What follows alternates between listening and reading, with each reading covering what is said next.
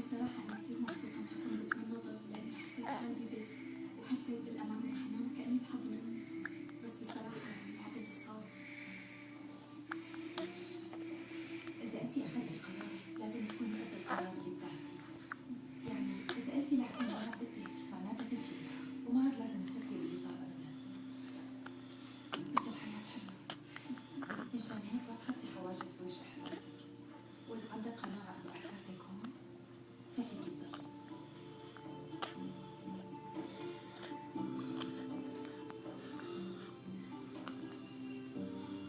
شكرا كتير خالد، من جد شكرا.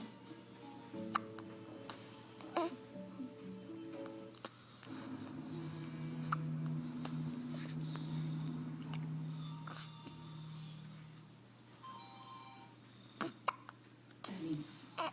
المفروض انك تحملي على السلامة، بس يعني هيك وضع الواحد حتى لو حكيتوا إلي شوف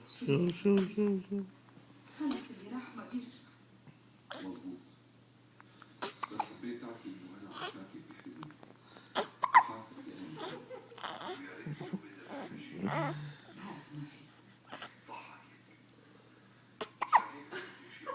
حرام عليك دخيلك والله حرام بيطلع له نفس بس أنا أكيد بجوز قلت لك شغلات.